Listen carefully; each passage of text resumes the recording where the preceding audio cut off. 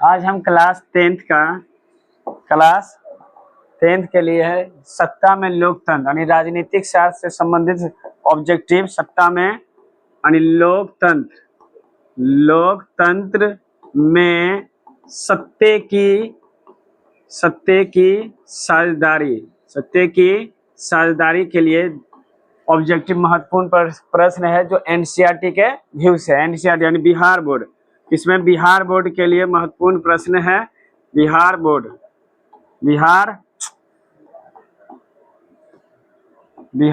के लिए महत्वपूर्ण प्रश्न है, ठीक ना।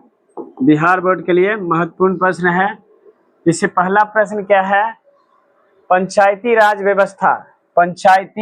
व्यवस्था सर्वप्रथम किस राज्य में लागू हुआ था? ऑप्शन ए नंबर है राजस्थान, दूसरा है बिहार, तीसरा ऑप्शन दिया है ऑप्शन सी क्या है उत्तराखंड, ऑप्शन डी क्या है मध्य प्रदेश।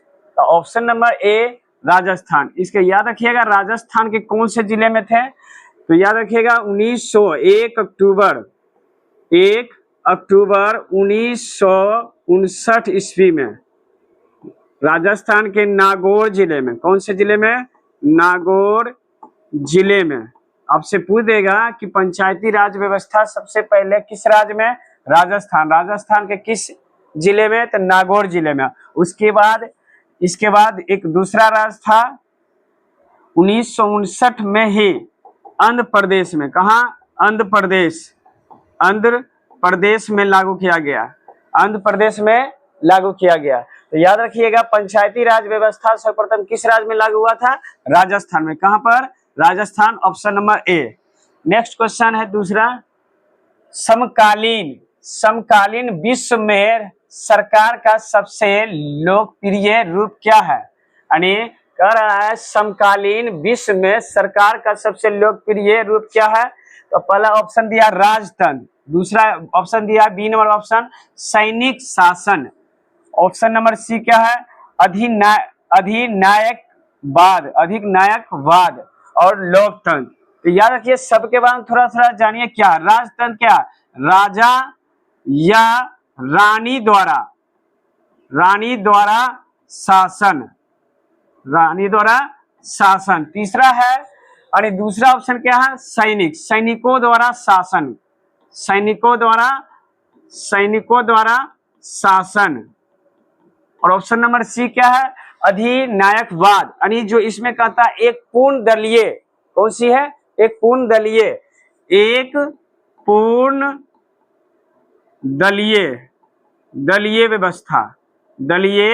व्यवस्था, ठीक ना। और जो ऑप्शन नंबर डी क्या है लोकतंत्र, यानी जनता के द्वारा। तो आप क्या मारिएगा? समकालीन विश्व में राज्य सरकार सबसे लोकप्रिय रूप क्या है? ऑप्शन नंबर डी लोकतंत्र। क्या है? लोकतंत्र। हमेशा याद रखिएगा समकालीन विश्व में सरकार का सबसे लोकप्रिय स्वरूप क्या है? लोकतंत्र। नेक्स्ट क्वेश्चन, तीसरा नंबर क्वेश्चन क्या है? बोला गया है कि भारत की संविधान सभा का गठन कब हुआ था? भारत में संविधान सभा की गठन कब हुआ था? ऑप्शन नंबर ए क्या है 1946, ऑप्शन नंबर बी क्या है 1947, ऑप्शन नंबर सी क्या है 1948, ऑप्शन नंबर 1949। याद रखिएगा 1946 में भारत में संविधान सभा का गठन हुआ था। क्या हुआ था? भारत में संविधान सभा का गठन, संविधान सभा का गठन हुआ था।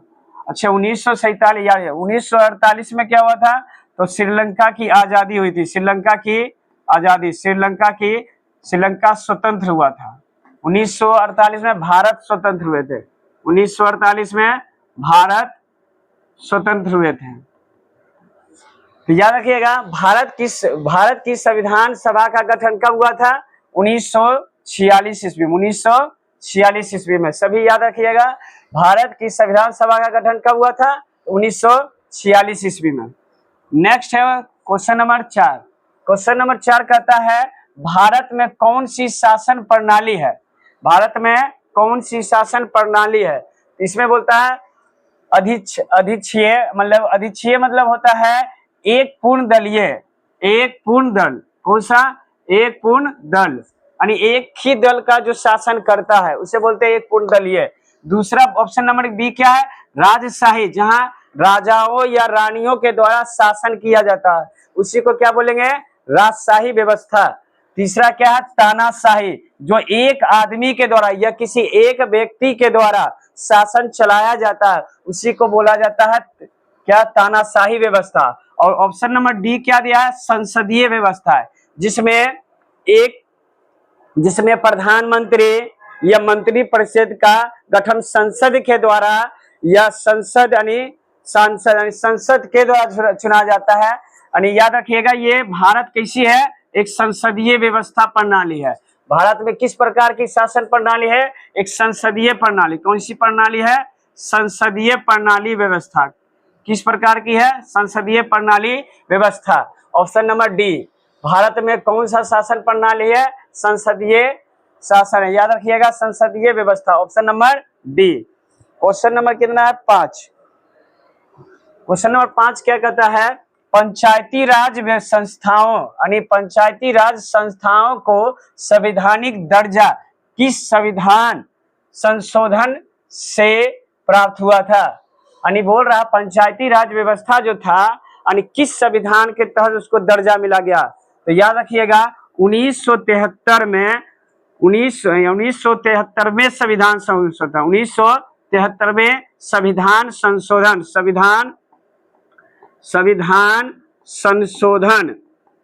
संशोधन के द्वारा 1992 ईस्वी में कब किया गया था? 1992 ईस्वी में दर्जा प्राप्त हुआ था संविधान के। याद रखिएगा पंचायती राज संस्थाओं में संवैधानिक दर्जा कब प्राप्त हुआ था? अगर कब पूछेगा तो 1992 ईस्वी में। और कौन से संविधान संशोधन में? तो 73वें संविधान संशोधन, यानी ऑप्शन नंबर कितना है? बी, यानी 73वां संविधान संशोधन। 73वां संविधान संशोधन कब हुआ था? 1992 ईस्वी में। ऑप्शन नंबर याद रखिएगा।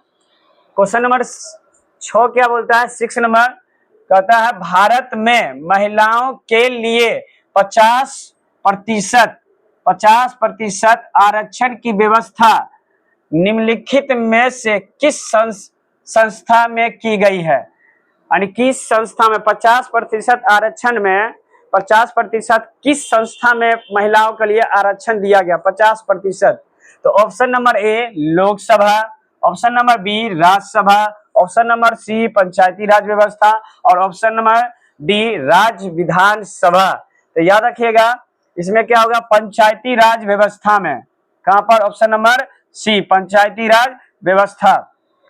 आपको पहले ही बता चुके हैं पंचायती राज व्यवस्था सबसे पहले राजस्थान में लागू हुआ था। राजस्थान के नागौर जिले में। इसके बाद कौन से राज्य थे? तो इसके बाद राजस्थान के बाद आए थे आंध्र प्रदेश में। और याद रखिए इसके बाद पूरे राज्य संपूर्ण राज्य में लागू हुआ था। राजस्थान आंध्र प्रदेश के बाद पूर्ण राज्य में लागू किया गया था। तो याद रखिएगा पंचायती राज व्यवस्था में 50% महिलाओं को आरक्षण का प्रावधान है। तो क्या चीज है? 50% महिलाओं के लिए आरक्षण का प्रावधान दिया गया है। ऑप्शन नंबर याद रखिएगा। नेक्स्ट क्वेश्चन चलते हैं। 7वां नंबर क्या है? श्रीलंका कब आजाद हुआ? श्रीलंका कब आजाद हुआ था? तो 1948 ईस्वी में। ऑप्शन नंबर बी 1948 ईस्वी में श्रीलंका आजाद हुआ था। हमेशा याद रखिएगा श्रीलंका कब आजाद हुआ था? 1948 ईस्वी में। नेक्स्ट क्वेश्चन नंबर क्या है? 8। बांग्लादेश कब स्वतंत्र हुआ था? ऑप्शन नंबर ए क्या बोलता है? 1969 ईस्वी में। ऑप्शन नंबर बी 1970 ईस्वी में और ऑप्शन नंबर सी 1971 ईस्वी में। ऑप्शन नंबर डी 1972 ईस्वी में। तो इसमें क्या होगा? 1971 ईस्वी में। कौन सा है? ऑप्शन नंबर सी 1971 ईस्वी में। नेक्स्ट है कौन सा? 9 नंबर क्वेश्चन क्या है? लोकतांत्रिक व्यवस्थाओं में ने नामांकित किन मुद्दों पर सफलता पाई है? यानी पूछ रहा ऑप्शन नंबर, थोड़ा सा पढ़ लीजिए क्या क्या ऑप्शन दिया है। ऑप्शन नंबर ए क्या दिया है, थोड़ा ध्यान दीजिएगा, राजनीतिक असमानताओं को समाप्त कर दिया गया है, कर दिया है। दूसरा ऑप्शन नंबर बी क्या है, थोड़ा सा इसमें मिस्टेक है, याद रखिएगा। ऑप्शन नंबर बी है लोगों के बीच टकरावों को समाप्त कर दिया है। ऑप्शन नंबर सी क्या है, बहुमत समूह और अल्प समूह के साथ एक जैसा व्यवहार करता है। और ऑप्शन नंबर डी देता है, ऑप्शन नंबर डी क्या है, समाज की आखिरी, यानी जो समाज का सबसे आखिरी जो पायदान पर, आखिरी पंक्ति पर जो खड़ा रहेगा, यानी आखिरी पंक्ति में खड़े लोगों के बीच आर्थिक पैमाना कम कर दिया गया है। तो आप याद रखिएगा इसमें क्या होगा, ऑप्शन नंबर ए क्या होगा, ऑप्शन नंबर ए राजनीतिक असमानताओं को समाप्त कर दिया है। क्या कर दिया है, समाप्त कर दिया गया, यानी राजनीतिक असमानताओं को समाप्त कर दिया गया। आप हमेशा याद रखिएगा लोकतांत्रिक व्यवस्थाओं में नामांकित किन मुद्दों पर सफलता पाई गई है, तो याद रखिएगा राजनीतिक असमानताओं को समाप्त कर दिया गया है। ऑप्शन नंबर क्या है, यानी नेक्स्ट क्वेश्चन पर चलते हैं। 15वीं लोकसभा में महिलाओं की कितनी प्रतिशत भागीदारी है। आपसे पूछ देगा कि 15वीं जो लोकसभा चुनाव थी, यानी लोकसभा जो चुनाव हुआ था उसमें महिलाओं की भागीदारी कितनी प्रतिशत थी। तो ऑप्शन नंबर है A 10.68%, option number 15%, option number C 33%, option number D 50%। तो याद रखिएगा इसमें आप क्या बताइएगा। तो 15वीं लोकसभा में महिलाओं की भागीदारी कितनी थी, तो महिलाओं की भागीदारी क्या थी, 10.68%। 10 दशमलव कितना है, 10.68%।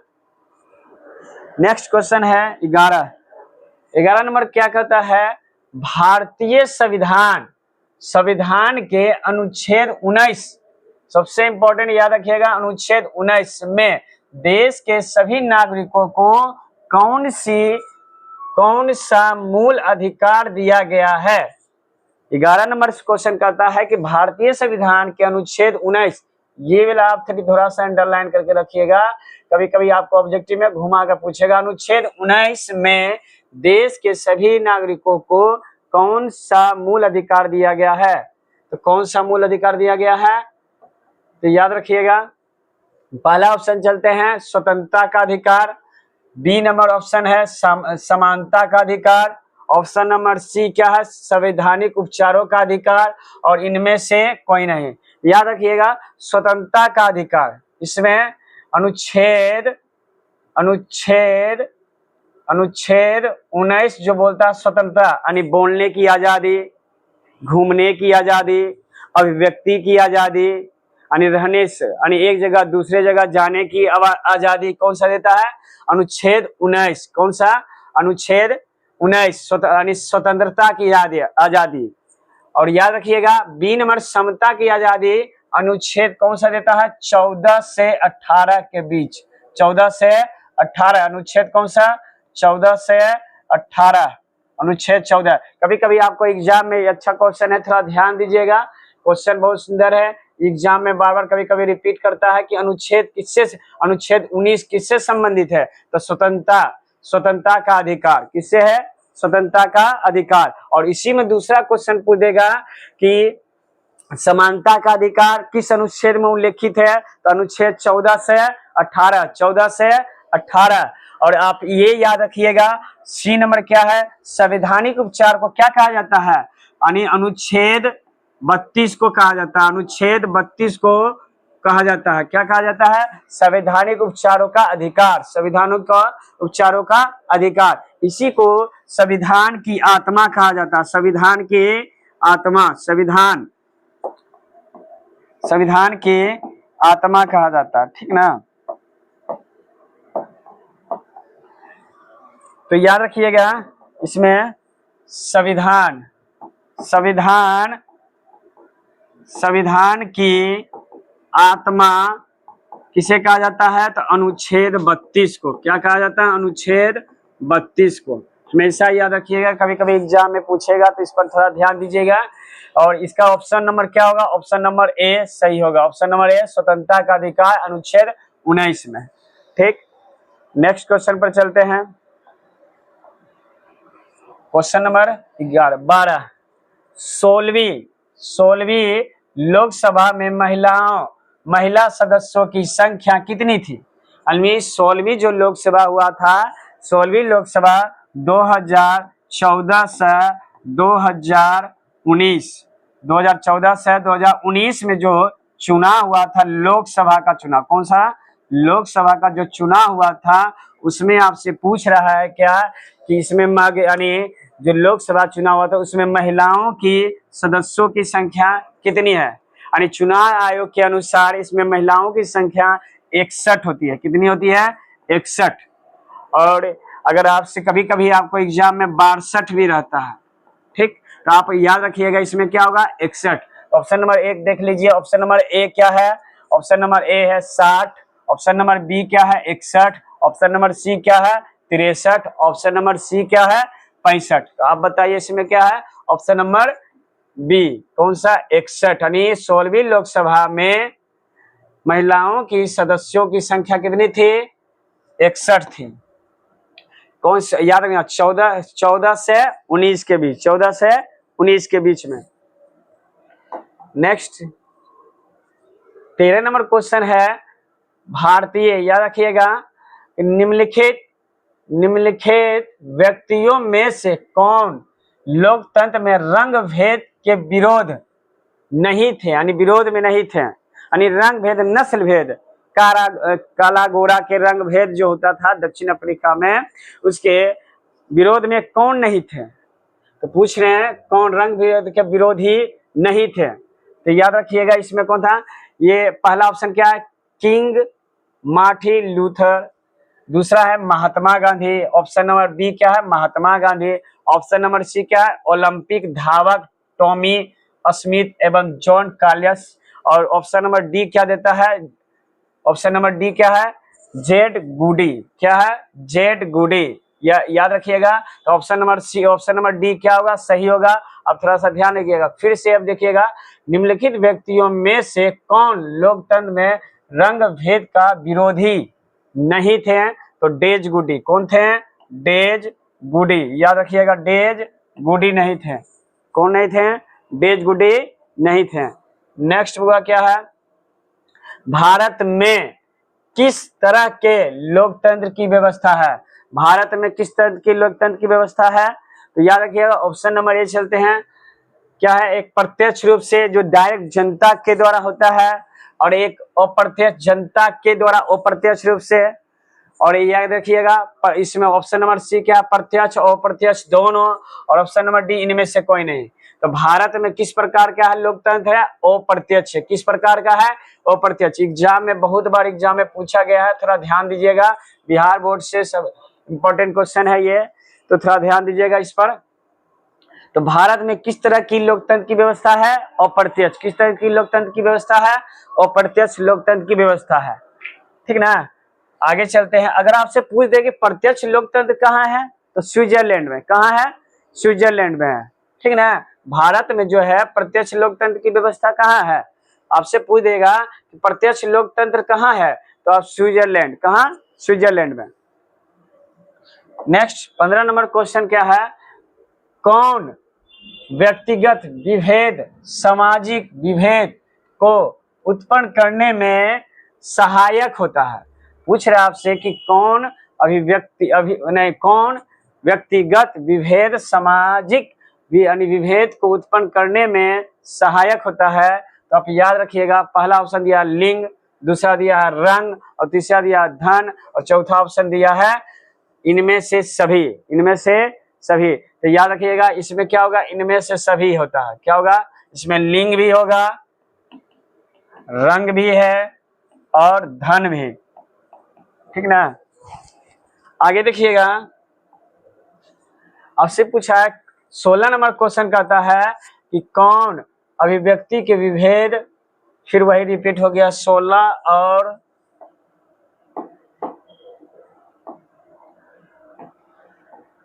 16 थोड़ा सा देखिएगा, फिर देख लेते कौन सा व्यक्तिगत विभेद सामाजिक विभेद को उत्पन्न करने में सहायक होता है। तो यस, जस्ट 15 नंबर क्वेश्चन यही था, रिपीटेशन हो गया है, थोड़ा ध्यान दीजिएगा। लिंग, रंग, धन, इनमें से सभी। तो याद रखिएगा इनमें से क्या होगा, सभी, डी नंबर। सामाजिक, 17 नंबर क्वेश्चन क्या कहता है कि सामाजिक विभेद का मूल कारण क्या है, यानी जो समाज में विभेद जो होता है, समाज में जो विभेद होता है उसका मूल कारण क्या है। आपसे पूछेगा जन्म, ऑप्शन नंबर ए जन्म, ऑप्शन नंबर बी गरीबी, ऑप्शन नंबर सी बेरोजगारी, ऑप्शन नंबर डी अशिक्षा। यानी इसका याद रखिएगा क्या होगा, जन्म से। किससे होगा, सामाजिक, सामाजिक विभेद का मूल कारण क्या है, याद रखिएगा किससे है, जन्म से। किससे है, जन्म से। नेक्स्ट है क्या, 18 नंबर क्वेश्चन है, श्वेत और अश्वेत के झगड़े का सबसे अच्छा उदाहरण कौन सा देश है। आपसे पूछेगा श्वेत और अश्वेत में सबसे, यानी झगड़े का सबसे अच्छा उदाहरण कौन है। तो याद रखिएगा ऑप्शन नंबर ए क्या कहता है, Britain, option number B Bharat, option number C America, option number D क्या है, चीन। अब इसमें क्या मारिएगा, सोच के थोड़ा बताइएगा। तो ऑप्शन नंबर क्या होगा, अमेरिका, सी, ऑप्शन नंबर सी अमेरिका। ठीक, नेक्स्ट क्वेश्चन है, नेक्स्ट 20वां नंबर 19वां नंबर क्वेश्चन क्या कहता है, थोड़ा सा ध्यान दीजिएगा। एक आदमी, क्या है, एक आदमी अपना सब कुछ छोड़ सकता है परंतु वह जाति व्यवस्था अपने विश्वास की तर्जअंजलि नहीं दे सकता है, यह कथन किसका है। तो याद रखिएगा, पहला ऑप्शन दिया है महात्मा गांधी, दूसरा ऑप्शन है बाबा साहेब अम्बेडकर, और ऑप्शन नंबर सी क्या है, Subhash Chandra Bose, option number D है जगजीवन राम। तो आप क्या बताइएगा, जाति के बारे में क्या बोला, एक आदमी अपना सब कुछ छोड़ सकता है परंतु वह जाति व्यवस्था अपने में से विश्वास की तिरंजलि नहीं दे सकता है। यानी याद रखिएगा क्या होगा, बाबा साहेब भीमराव अम्बेडकर, बाबा साहेब अम्बेडकर, ठीक है ना, बाबा साहेब भीमराव अम्बेडकर। निम्नलिखित में 20वां क्वेश्चन क्या कहता है कि निम्नलिखित में किस देश को धार्मिक और जातीय आधार पर विखंडन का सामना करना पड़ा है। याद रखिएगा किस देश का, यानी यहाँ पर ध्यान देगा, किस देश को धार्मिक और जातीय आधार पर विखंडन का सामना करना पड़ा है। तो याद रखिएगा पहला ऑप्शन है बेल्जियम, दूसरा है भारत, तीसरा है यूगोस्लाविया और नीदरलैंड। तो क्या होगा, option number C, option number क्या होगा, सी, यूगोस्लाविया। इंग्लैंड, याद रखिएगा 21 नंबर क्वेश्चन है, इंग्लैंड में महिलाओं को वयस्क यानी मत अधिकार किस वर्ष प्राप्त हुआ था। आपसे पूछेगा इंग्लैंड में महिलाओं को वयस्क अधिकार किस वर्ष प्राप्त हुआ था। तो 1900, यानी इंग्लैंड में मताधिकार पूछ रहा है क्या, आपसे अच्छा से तनी ध्यान दीजिएगा। इंग्लैंड में जो मत अधिकार जो महिलाओं के लिए लागू किस वर्ष किया गया था, यानी मत डालने का, यानी वोटिंग करने का अधिकार इंग्लैंड में कब लागू किया गया था महिलाओं के लिए। तो महिलाओं के लिए इंग्लैंड में वो मत का अधिकार कब हुआ था, मत का अधिकार महिलाओं के लिए कब हुआ था, महिलाओं के लिए कब हुआ था, 1928 ईस्वी में। कब हुआ था, 1928 ईस्वी में। ऑप्शन नंबर ए देखिएगा 1918, 1919, 1995 और 1928। तो याद रखिएगा ऑप्शन नंबर डी क्या होगा, 1928 ईस्वी में। थोड़ा सा इस पर ध्यान दीजिएगा। नेक्स्ट क्वेश्चन है क्या, निम्न में 22 नंबर क्वेश्चन कहता है, निम्न में से कौन सा तत्व लोकतंत्र की विरोधाभास या द्वंद्व द्वारा आधार पर है। बोला है क्या, रंग भेद, भाषा का भेद, क्षेत्रीयता और इनमें से कोई नहीं। तो इसमें क्या होगा, इनमें से सभी, इनमें से सभी। ऑप्शन नंबर डी क्या होगा, इनमें से सभी। 23 नंबर क्वेश्चन क्या कहता है कि जाति पर, 23 नंबर क्या है, जाति पर आधारित, किस पर, जाति पर आधारित विभाजन और निम्नलिखित देशों में से किस एक देश में है। यानी बोल रहा है जाति पर आधारित, यानी किस देश में जाति पर आधारित होता है देशों, याद रखिएगा जाति पर आधारित विभाजन, जाति पर आधारित विभाजन निम्नलिखित में से देशों में किस देश का एक देश है। तो आपसे पूछ रहा है Norway, option number B Denmark, option number C Sweden और ऑप्शन नंबर डी क्या है भारत। तो भारत में जाति प्रथा ज्यादा चलता है, इसलिए ऑप्शन नंबर क्या होगा डी, ऑप्शन नंबर क्या होगा डी जाति प्रथा।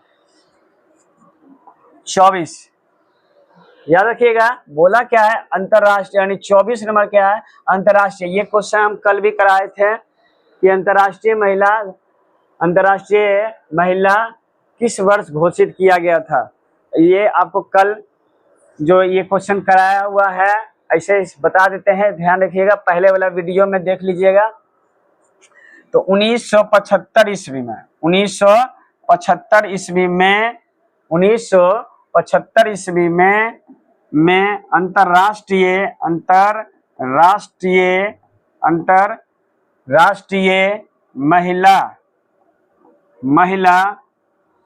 महिला दिवस के रूप में 8 मार्च को, कब 8 मार्च को मनाया जाता है। तो याद रखिएगा 1975 ईस्वी में। और इसकी कौन सी संस्था, आपसे अगर पूछ देगी कौन सी संस्था जो है अंतरराष्ट्रीय महिला दिवस यानी घोषित किया गया था, तो यूएनओ। कौन सी है यूएनओ, यानी संयुक्त राष्ट्र संघ। तो याद रखिएगा आपसे पूछ दे इस थोड़ा ध्यान दे। 24 नंबर क्या कहता है अंतरराष्ट्रीय महिला वर्ष घोषित किया गया है, कब किया गया है। तो 1974, option number A 1974, option number B 1984, option number C 1975, option number D क्या है 1980। तो आपको हम बताए हैं 1975 में अंतरराष्ट्रीय महिला दिवस 8 मार्च को मनाया जाता है। 1975 यानी 8 मार्च। कभी कभी आपसे पूछ देगा कि अंतरराष्ट्रीय महिला दिवस कब मनाया जाता है, ये बहुत बार बिहार बोर्ड में पूछा गया है, इसको याद कर लीजिएगा। 8 मार्च कब मनाया गया है 8 मार्च को, 8 मार्च। और इसकी पूछ देगा कौन सी संस्था इसे घोषित किया था, तो यूएनए। कौन सी संस्था, तो यूएनए। 26 नंबर क्वेश्चन क्या है, 26 नंबर क्वेश्चन कहता है 25 नंबर क्वेश्चन है किस देश को सामाजिक विभेद के कारण विखंडन का सामना करना पड़ा। ये क्वेश्चन थोड़ा रिपीटेशन है, थोड़ा ध्यान दीजिएगा। तो ऑप्शन नंबर ए श्रीलंका को, ऑप्शन नंबर बी बेल्जियम को, ऑप्शन नंबर सी यूगोस्लाविया को, ऑप्शन नंबर डी भारत को। इसमें आप क्या बोलिएगा यूगोस्लाविया को किया गया, ठीक ना यूगोस्लाविया। ऑप्शन नंबर सी। किस देश को सामाजिक विभेद के कारण विखंडन का सामना करना पड़ा है, तो याद रखिए यूगोस्लाविया को। कौन सा यूगोस्लाविया को। नेक्स्ट क्वेश्चन है, ये लास्ट क्वेश्चन है, थोड़ा सा ध्यान दीजिएगा। फिर रंग भेद क्या है, रंग भेद की नीति के विरुद्ध आवाज उठाने वाले कौन थे। यानी बोले हैं रंग भेद के नीति के विरुद्ध आवाज उठाने वाले कौन थे, निम्न में से कौन है जो रंग भेद के बारे में आवाज उठाए थे। तो ऑप्शन नंबर ए दिए हैं जॉर्ज डब्ल्यू बुश। क्या दिए option number A George W Bush. और ये क्या ऑप्शन में अब्राहम लिंकन। कौन है Abraham Lincoln. Option number C क्या है मार्टिन लूथर किंग। कौन क्या दिया है मार्टिन लूथर किंग। और ऑप्शन नंबर डी क्या है जॉर्ज वाशिंगटन, ठीक ना गटन।